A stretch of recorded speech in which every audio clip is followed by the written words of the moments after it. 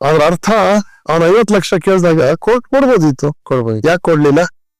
Court ಎಲ್ಲ ಯೋಚನೆ ಮಾಡ್ಬೇಕಲ್ಲ. ಕೋರ್ಟು ಅದೇನು ತಕ್ಕಡಿ ಹಿಡ್ಕೊಂಡು ಕೂತಿರೋ ನ್ಯಾಯಾಧೀಶರು ಬೆಪ್ಪಕ್ಡಿ ಅಲ್ಲ, ಇದ್ಯಾವ್ದು ನ್ಯಾಯ ಇದ್ಯಾವ್ದು ನ್ಯಾಯ ಅಂತ ಅವ್ರು ತೂಗ್ಲೇಬೇಕು.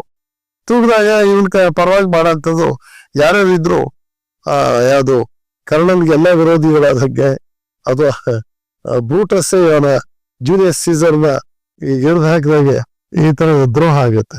ಈ ಫೈನಲಿ ಈಗ ಮರು ತನಿಖೆ ಆಗ್ಬೇಕು ಅನ್ನೋಂಥದ್ದು ಇವ್ರ ವಾದ. ನೋಡಿ, ಅವ್ರು ಹಾಕ್ಬೇಕಿತ್ತು, ಹಾಕಿಲ್ಲ, ಅವರೇ ಹಾಕಿಲ್ಲ. ಅದೇ 45 ಕೋಟಿ ಬಂದಿದೆ, 1 ಲಕ್ಷ ಪ್ರಸಾದ ಬಂದಿದೆ ನೋಡಿ, ಪ್ರಸಾದ ತಿರ್ಕೊಂಡಿದ್ದಾರೆ. ಹಾಕ್ಬೇಕಿತ್ತು, ಬೇರೆಯವ್ರು ಹಾಕಕ್ ಬರೋಲ್ಲ. ಆಮೇಲೆ ಇವ್ರು ಎಲ್ಲರಿಗೂ ಗೊತ್ತಿದೆ ಬೇರೆಯವ್ರು ಹಾಕಕ್ ಬರೋಲ್ಲ, ಇವರೇ ಹಾಕ್ಬೇಕು. ಆಮೇಲೆ ತನಿಖೆಯ ಲೋಪ ಏನು ಅಂತ ಅವ್ರು ಹೇಳ್ಬೇಕು. ಅಲ್ಲಿ ಹೇಳಕ್ ಏನಿಲ್ಲ, ಯಾಕೆ ಅಂತಂದ್ರೆ 4 ಏಜೆನ್ಸಿಗಳು ಇಂಡಿಪೆಂಡೆಂಟ್ ಆಗಿ ಅದನ್ನು ತನಿಖೆ ಮಾಡಿವೆ. ನೀವು ಸುಮ್ಮನೆ ಬಾಯಿಗೆ ಬಂದಂಗೆ ಇಲ್ಲ ಲಂಚ ತಗೊಂಡಿರ್ಬೇಕು, ಇದು ಹಂಗಾಗಿ ಈ ತರ ಎಲ್ಲ ಮಾತಾಡಿದ್ರೆ ಅದಕ್ಕೆ ಯಾವ ಬೆಲೆನೂ ಇರೋಲ್ಲ. ಈ ಅವರ ಕೆಲವರೆಲ್ಲ ಮಾತಾಡ್ತಿರ್ತಾರೆ, ಆ ಗ್ಯಾಂಗ್ನವ್ರು, ಗುಂಪಲ್ಲ ಗ್ಯಾಂಗ್ನವ್ರು ಮಾತಾಡೋದು. ಒಬ್ಬ ಅಂತೂ ತಾನು ಮಾಜಿ ಪೊಲೀಸ್ ಅಧಿಕಾರಿ ಇವತ್ತು ಹೇಳ್ಕೊಳ್ತಾನೆ, ಹೌದು, he was not A police officer at all. ಇವನು ಆತ ಮೊದ್ಲೇನೆ 3 ಲಕ್ಷ ರೂಪಾಯಿಂದು ಲಂಚ ತಗೊಂಡಿದ್ದ ಅಂತ ಹೇಳಿ ಅದ್ರ ಬಗ್ಗೆ ಒಂದು ಎನ್ಕ್ವೈರಿ ಆಗ್ತಾ ಇರುತ್ತೆ DSP. ಆ ಟೈಮಲ್ಲಿ ಅದ್ರಲ್ಲಿ ತಪ್ಪಿಸ್ಕೊಳಕ್ ಆಗಲ್ಲ ಅಂತ ಈ ಹುಸಿ ಬಾಂಬಿನ ಒಂದು ಬೆದರಿಕೆ ಹಾಕ್ತಾನೆ. ಅದು ಅವಕ್ಕೆ ಹುಸಿ ಬಾಂಬು, ನಿಜವಾದ ಬಾಂಬು ಅಲ್ಲ, ಅದರಿಂದ ಬಚಾವ್ ಆಗೋದಿಕ್ಕೆ. ಈಸ್ ಎ ಪಕ್ಕ ಕ್ರಿಮಿನಲ್ ಆತ. ಆಮೇಲೆ ಇದು ಆಗ್ಬಿಟ್ಟು ಅವನ್ನ ಕೆಲಸದಿಂದ ವಜಾ ಮಾಡ್ತಾರೆ. ರಾಜೀನಾಮೆ ನೋ ರಿಮೂವಲ್ ಫ್ರಮ್ ಸರ್ವಿಸ್ ಅಂದ್ರೆ ಅವ್ನು ಬೇರೆ ಕಡೆನಾರ ಕೆಲ್ಸಕ್ಕೆ ಸೇರ್ಬೋದು.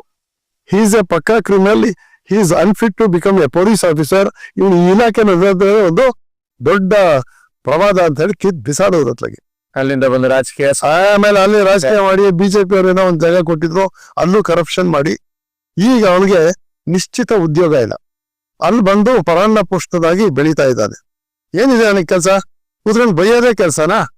ಅಥವಾ ಯಾರೋ ಮೇಲೆ ತಾರು ಬಳಿದು ಬಿಟ್ರೆ ಇವನು ಇದಾಗತ್ತಾ?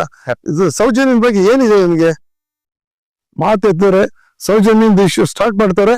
ಅದ್ಯಾವುದೋ ಧರ್ಮಸ್ಥಳದವ್ರು ಇರ್ತದೋ ಸೊಸೈಟಿದು ಸಾಲ ಕೊಡ್ತಾ ಇದಾರೆ, ಮೈಕ್ರೋ ಫೈನಾನ್ಸ್ ಮಾಡ್ತಿದ್ದಾರೆ, ಈ ತರದ್ದು ಏನೇನೋ ಹೇಳ್ಕೊಂಡು ಹೋಗ್ತಾರೆ. ಅದು ವಿಚಾರದಲ್ಲಿ ಧರ್ಮಸ್ಥಳ ಸಂಘದಲ್ಲಿ 11% ವರ್ಷಕ್ಕೆ ಬಡ್ಡಿ ವಿತೌಟ್ ಎನಿ ಗ್ಯಾರಂಟಿ ಒಂದು ಹೆಣ್ಮಕ್ಳಿಗೆ ಸ್ವಾವಲಂಬಿ ಮಾಡಿದಾರೆ ಅಂತ ಕೇಳಿದೀನಿ ನಾನು. ನಾವ್ ಏನ್ ಮಾತಾಡಿದ್ರು ಇವರ ಹೆಗಡೆಯವ್ರ ಪರ ದುಡ್ಡು ನಾನು ಹೆಗಡೆಯವ್ರ ಪರನೂ ಅಲ್ಲ, ವಿರೋಧಿ ಆಗಕ್ಕೆ ಸಾಧ್ಯನೂ ಇಲ್ಲ. ಮತ್ತೆ ನ್ಯಾಯದ ಪರ ಯಾಕೆ ನಿಲ್ಬೇಕು ಅಂದ್ರೆ ಐ ಆಮ್ 75 years, ನಮ್ ಜೀವನನು ಮುಗಿಯಕ್ ಬಂದಿದೆ. ಈಗ ಯಾಕೆ ಸ್ವಾಮಿ ಯಾರ್ಯಾರೋ ಕಚಡಗಳ ಜೊತೆ ನಾನು ಸೇರ್ಕೊಳ್ಳಿ? ಬಟ್ ಇದನ್ನ ಸೇರಿದ್ರಿಂದಾಗಿ ನನಗೆಷ್ಟು ಪರ್ಸನಲ್ ಆಗಿ ಡ್ಯಾಮೇಜ್ ಮಾಡೋರು ಅವ್ರ ಕೇಸಿಗೆ ಬರೋಣ.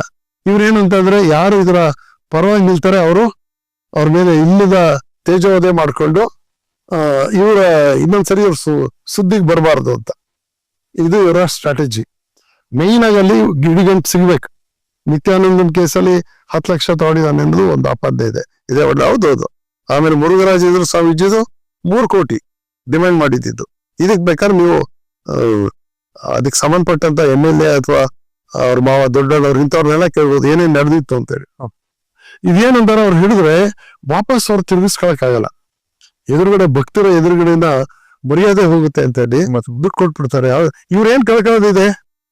ಇವ್ರೇನು ಕಳ್ಕೊಳ್ಳೋದಿಲ್ಲ. ಬಟ್ ಧರ್ಮಸ್ಥಳದ ಇವ್ರಿಗೆ ಅವ್ರ ರೆಪ್ಯುಟೇಷನ್ ಏನು, ಆಮೇಲೆ ಎಲ್ಲಕ್ಕೂ ಇವರೇ ಕಾರಣ ಅನ್ನೋ ತರ ಬಿಂಬಿಸೋದು. ಇದರಲ್ಲಿ ಇವ್ರನ್ನ ಬಿಂಬಿಸಿಲ್ಲ. ಯಾಕೆ ಅಂದ್ರೆ main reason Nischal Jain next ಅವನು ಪಟ್ಟಕ್ಕೆ ಬರ್ತಾನೆ, ಅದನ್ನ ತಡಿಬೇಕು. ಮತ್ತೆ ಆ ಟೈಮ್ಗೆ ಇದನ್ನ ಹಿಡ್ಕೊಂಡು ಹೋರಾಟ ಮಾಡ್ಬೇಕು ಅಂತ ಮಾಡಿರೋದು. ಯಾಕೆಂದ್ರೆ ಸೌಜನ್ಯ ಕೊಲೆಯಾದ 366ನೇ ದಿನಕ್ಕೆ ಇವರು ಹೋರಾಟ ಶುರು ಮಾಡುದು. 1 ವರ್ಷ ಕಳೆದ ಮೇಲೆ ಆಮೇಲೆ ಇದು ಗಲಾಟೆ ಶುರು ಆಗೋದು. ಅಲ್ಲಿಂದ ವರ್ಷಕ್ಕೊಂದ್ಸರಿ ಈ ವರ್ಷದ ಬಂಪರ್ ಬೆಳೆ ಅಂತ ಮಾಡ್ತಾರಲ್ಲ, ಹಂಗೆ ವರ್ಷಕ್ಕೊಂದ್ಸರಿ ಇದನ್ನ ಸುದ್ದಿನ ಜಾರಿಯಲ್ಲಿ ಇಡ್ತಾರೆ. ಈಗಿಂದ ಏನಂತಂದ್ರೆ ನೋಡಿ, ಒಂದು ವಿಡಿಯೋ ಮಾಡೋದ್ರಿಂದ 1.5 ಕೋಟಿ ಜನ ನೋಡುವ ಮಟ್ಟಕ್ಕೆ 1 ವಾರದಲ್ಲಿ ನೋಡ್ತಾರೆ ಅಂದ್ರೆ ಯಾರಿಗ್ ಬಿದ್ದಿದೆ ಕನ್ಸು? ಕರೆಕ್ಟ್. ಇದೆಲ್ಲ ಪ್ರೀ ಅರೇಂಜ್. ಆಮೇಲೆ ಅದಕ್ಕೆ ಅದ್ರ ಜೊತೆಗೆ ಸುಮಾರು ಒಂದು 200-300 ವಿಡಿಯೋಗಳು ಬಂದಿದೆ. ಅದನ್ನ ಮಾತಾಡುವಂತ ವಿಡಿಯೋ ಯೂಟ್ಯೂಬರ್ಸ್ ಅವ್ರು ನೋಡಿದ ತಕ್ಷಣ ಗೊತ್ತಾಗುತ್ತೆ ಪೀತ ಪತ್ರಿಕೆಯ ಮಾಧ್ಯಮದವರು. ಒಂದು ಸದುದ್ದೇಶ ಆಗ್ಲಿ ಸಮಾಜಕ್ಕೆ ಬೆಳಕು ಕೊಡುವಂತ ಒಳ್ಳೇದ್ ಮಾಡೋ ಅಂತದಿಲ್ಲ. ಇಲ್ಲಿ ನಮ್ಗೆ ಅನ್ಯಾಯ ಆಗಿರೋದು, ಸೌಜನ್ಯ ನ್ಯಾಯ ಸಿಗ್ಬೇಕು ಅಂತಂದ್ರೆ ಅನ್ಯಾಯನ ಅವಳ ಹೆತ್ತವರೇ ಮೊದಲನೇ ಬಾರಿಗೆ ಮಾಡಿದ್ದಾರೆ. ಹೆತ್ತವರೇ.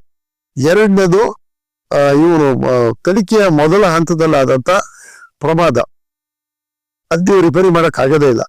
ನಮ್ಮ ಪೊಲೀಸಲ್ಲಿ ಒಂದು ಮಾತಿದೆ, ಪೊಲೀಸ್ ಸ್ಟೇಷನ್ ಮೆಟ್ಲಲ್ಲಿ ನ್ಯಾಯ ಸಿಗ್ಲಿಲ್ಲ ಅಂದ್ರೆ ಎಲ್ಲಿ ಯಾವ ಸುಪ್ರೀಂ ಕೋರ್ಟ್ ನಿಲ್ಲಲ್ಲ ಅಂತೇಳಿ. ಇನಿಷಿಯಲ್ ಸ್ಟೇಜ್ ಅಲ್ಲಿ ಬಿದ್ದೋಗ್ಬಿಡ್ತದೆ.